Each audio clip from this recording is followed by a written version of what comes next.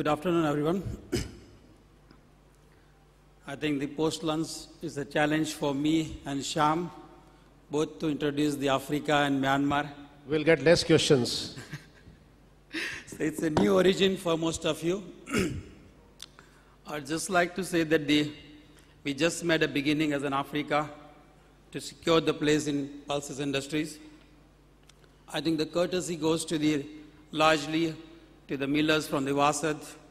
A few years back, the government of India imports through the PSU like MMTC, STC, and the PEC. And they helped us to promote the African pulses into the Indian market. I think we do not have much figures to present. Today, the presentation, I'll try to cover mainly what is Africa, what potentials we have it, and I will largely try to give a justice that Africa does deserve, and obviously in the coming days that Africa will play a major role into the pulses industries. Just a little bit about Africa. It's the second largest continent. I cannot talk about the countries because we got many countries in Africa. So certainly the comparison would be between the countries and continents. If I try and present I'm in Tanzania, Malawi, Mozambique, Zambia, we got more than 40 countries to talk about in Africa. So I'll be talking, all my data will be covering between the continent versus the country. So Africa is the second largest continent with the 25% or 22% of the earth's land areas. 25% of the world languages are spoken in Africa. It is just because of that we've been ruled by the many colonies in Africa. The yearly growth rate of the newborn babies in Africa is almost 30%. The soon Africa population will be more than Europe, North America, and Oceania. By 2014, the labor force is expected to be more than 1 million, and out of every 4 workers, 1 will be from Africa.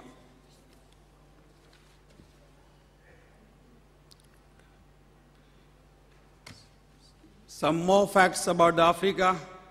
Africa combined GDP is the second largest GDP after China.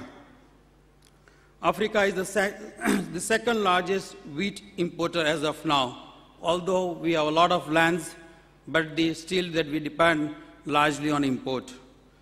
The export out of Africa, the coffee, which is about 12% of the global production.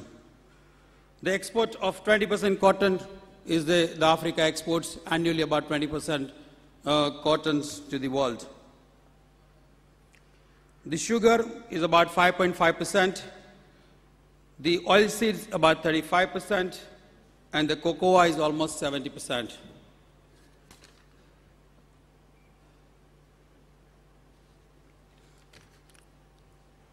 Africa now and future.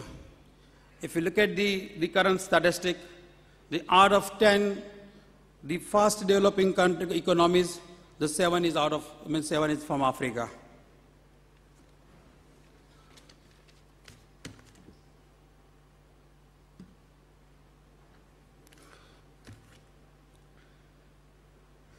Africa, as of now, the Africa and the future. Just a few comparison what Africa is now and what is going to be looks like in the coming days. I would like to say that the numbers are irrelevant. Maybe there could be an error, but just try to demonstrate what the future that Africa has it. The GDP as of now in 2010, it was 1.6 trillion, and they are expecting to grow about 2.6 trillion by 2020. The consumer spending is about 860 billion in 2008, and it's likely to grow about 1.4 billion by 2020. The household is 85 million. With the discretionary income, it is likely to grow about 128 million. The urbanization rate in Africa as of now is 40%, but likely to grow up to 50% in 2030. The current working population is about 583 million, is likely to cross 1.1 billion by 2040. The youngest working population as of now is 39%. It is going to exceed India and China by 2035. The revenue from agriculture sectors is about 280 billions and is likely to go across the 500 billions in 2013. The inflation rate, which is a key factor that Africa has, was about 22% in the 1990, and currently it has reached to about 8%.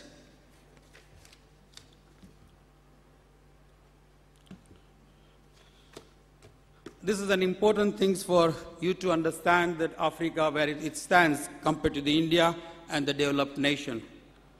I think why this particular thing is very important is for you to understand I think I will explain you in the coming slides why this comparison has an important. The weather forecast in Africa, because there are many countries, we do not have any effective weather forecast mechanism. As compared to in Asia, we have some extent that we could predict the weather, and I think Europe and Asia, USA, I think they are well monitored. The fertilizer application or the use is about 25 kg per hectare, as opposed to the Asia is about 170, and Europe is around 165 kg per hectares. The land holdings Africa is mainly smallholders. I think the size of the land is below 1 acre, while in Asia is about 2.3 hectares per average, while in Europe and USA is a commercial farming. Commercial farming is more effective, as we all know, as compared to these smallholders. The seeds, grades, and varieties, obviously in Africa we use the carry forward or the local or national varieties. As in Asia, we have naturals and new varieties, while Europe and the USA we use the hybrid. Irrigation, certainly I think the 99% of the Africa, the farming we depends on a rain-fed, as opposed to Asia is the canal, rain, or Europe is 100% irrigated. Farm equipments, I think that is also another important point which I'll show you some of the pictures that how the farming is being done in Africa. The Africa farming is mainly on the handhelds, the shackles and other stuff, while in Asia is the tractors, and obviously the Europe and in the USA is a purpose-built equipments that they use. Harvesting, once again, is 100% manual, while in Asia is semi-mechanized, the harvesters, or maybe the combined in USA. In electricity, my apology, I can't say the no, but I think it's a merely in Africa.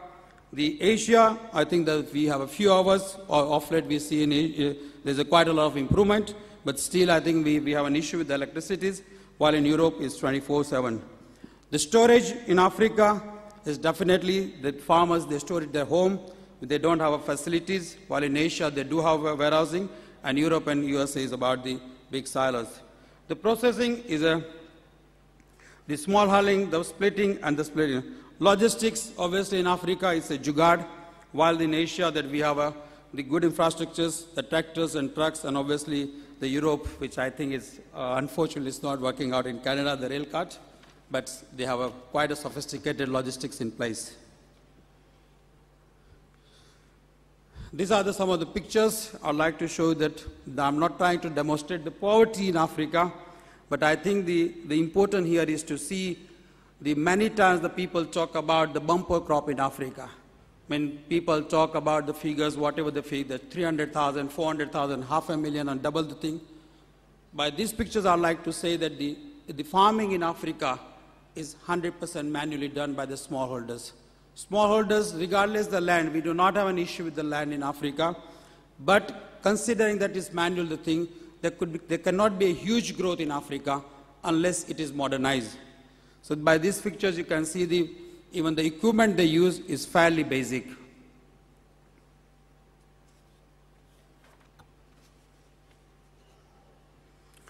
These are the farmers working versus the other part of the world.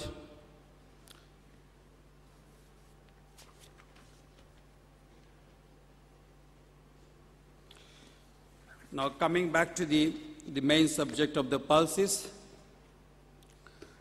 Pulses, basically it's grown in 6 countries, my apology. It's Tanzania, Kenya, Uganda, Mozambique, Malawi, and Ethiopia. Ethiopia mainly produces the lentils and the yellow gram. I have not taken the figure of the lentils here, just for the academic interest. The production of lentils in Ethiopia is about 100,000, but is entirely meant for the domestic consumption. The yellow gram, once again, it's allowed to export, but the greater part of that is consumed locally.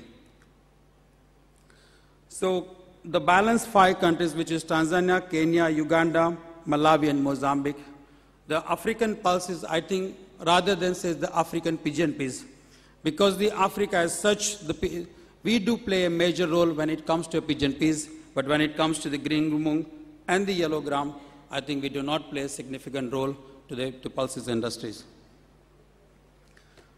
These are the figures where I could see that this is once again, you cannot compare with this year production. This year we had a huge shortage, and the production was almost 40% to the figures what has been seen here. These are the 5 years figures what I've taken, what has been exported out of Africa. The Tanzania, when we produce around 38,000 tons of yellow gram, 20,000 tons of green gram, 80,000 tons of pigeon peas in a good years. Kenya, they do not produce yellow gram. They produce around 18 to 20,000 tons of green mung, 30,000 tons of pigeon peas, but of late the Kenyan pigeon peas production has gone down. Uganda, they do produce about 10,000 tons of green mung and 10,000 tons pigeon peas, which generally comes as a border trade and get exported out of Kenya. Mozambique, the green mung crop is fairly small, it's about again 15,000 tons, but they do produce the substantial quantity of pigeon peas, which is in a good year is about 60,000 tons. Ethiopia, it's about Malawi, they produce about 1,000 tons of the yellow gram. In the past, they were producing much bigger than that, but because of the less demand, the crop is almost dying or disappearing there. While the green mung, again, is a similar situation in Malawi, but pigeon peas, as it comes to, they produce around 80,000 tons. These are the ones, again, I would like to highlight and emphasize. These are the figures I've taken based on an average export out of Africa, not what is being produced in Africa. Just for the interest of the industries, that in this year, the Africa, although the figures of 260,000 tons of pulses, as of now, as we speak, the import of African tour specifically is about 43,233. I mean, just to tell you, re-emphasize that the production in Africa in this year, because of the bad weather, we are almost 40% crop.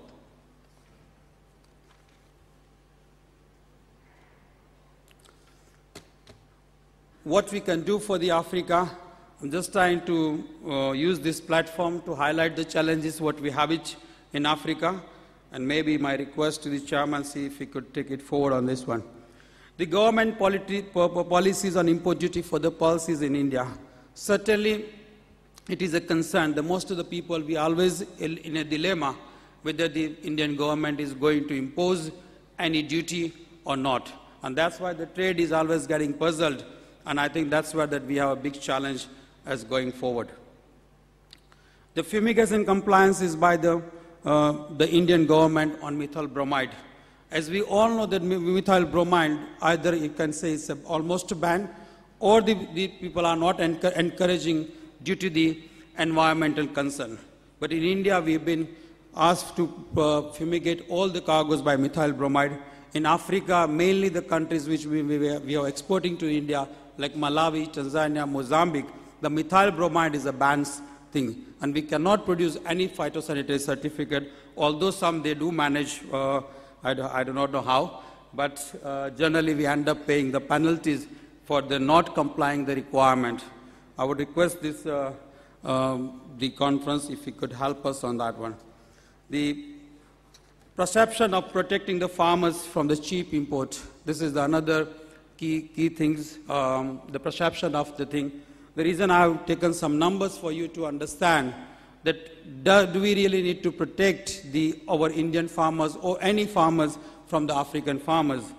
Just to give you some quick example, that Malawi tuor dal, I think earlier for this year, at the beginning, it was sold about $500 CNF values. If you minus $150 for the logistics from the Malawi to here, and obviously the $70 for the domestic transport and the handling cost, I think the farmers gets a realization of $270, $280 per metric ton, with the average yield of about 200 kgs per acre. And versus the Indian farmers are getting realization of 40 rupees per kg, which is 640, is almost 3 times than the value what the African farmers is realizing. So I'm just my question to this thing that do we really need to protect our farmers versus these African farmers? The realistic and accurate market information. This is another important problem that the people, we do not have like sophisticated data like what we could produce or what we get out of USA, Australia, or the America. In Africa, because of this lack of insufficient data and the information, rumors are playing the major role. If we could try and improve that something here. And what can we expect? Yes, certainly it's a beginning for the Africa, but in coming days we believe that Africa would be the breadbasket for the world, and it has a huge potential, will essentially benefit to all of us. And the last slide is, although not so very important to the United States, but we operate about 25 countries and could be your partner. Thank you for that, gentlemen.